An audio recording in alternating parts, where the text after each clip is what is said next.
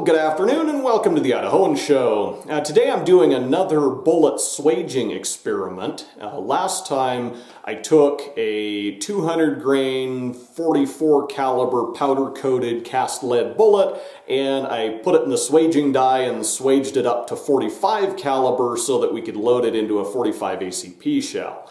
And we were able to make some ammunition that way that worked okay. But there's not really a clear advantage to using the swaged bullets in that case versus just casting some 200 grain 45 caliber bullets to begin with. So today I want to try something similar, except I'm starting with this 124 grain 38 caliber bullet. And this is significant because as far as I'm aware, nobody makes a bullet mold to cast 124 or 125 grain 45 caliber bullets. I'm not aware of any company that makes molds to cast bullets that are that light in 45 caliber. And so if we can swage this down to a little 45 caliber button bullet, then that's probably the most efficient way to make bullets of this weight and this caliber. So anyway, let's put this thing in the swaging die and see what comes out.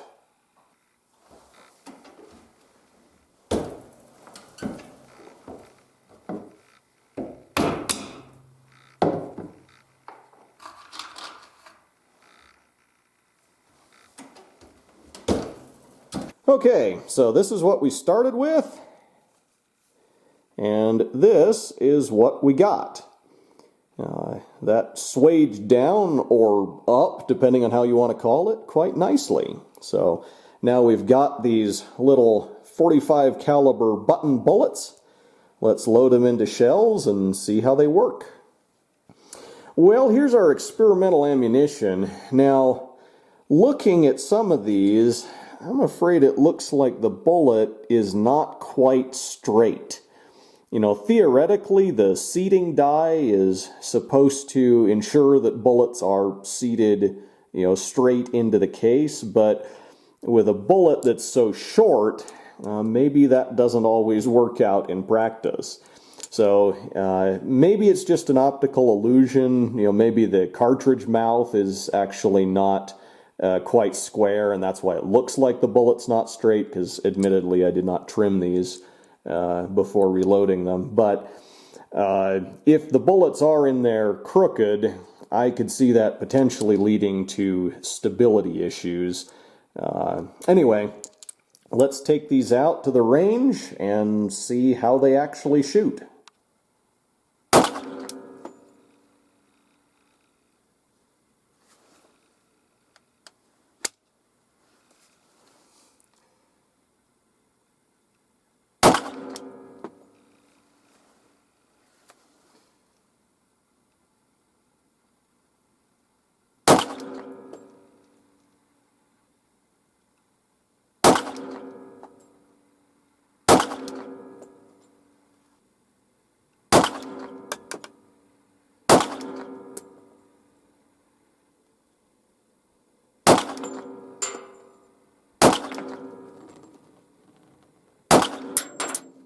Well, we did have a few failures to feed, or rather failures to go all the way into battery when feeding a round from the magazine, which with these bullets honestly doesn't surprise me much. I've often found that bullets with a short, stubby profile don't tend to feed as reliably as ones that have more of a smoother, more rounded or conical nose.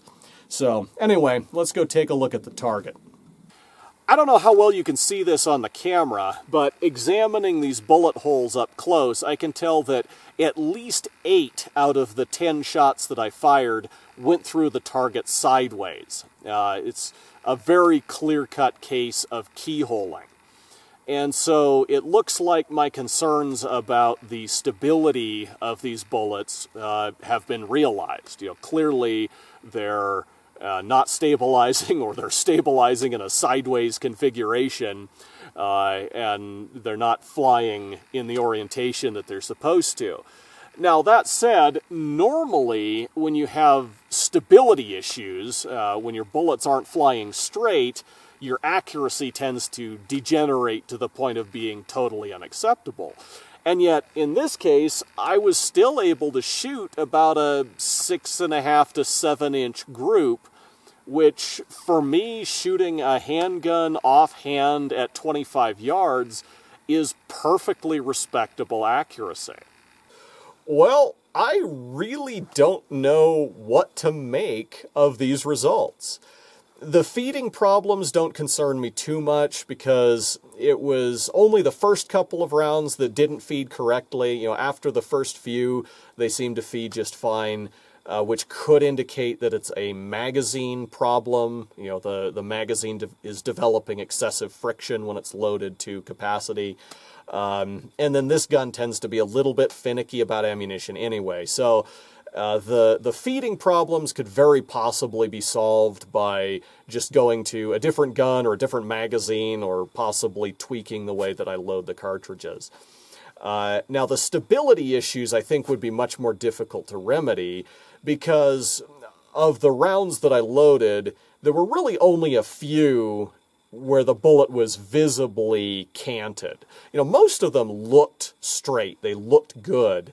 And yet, from what we saw of the target, practically all of them were flying sideways.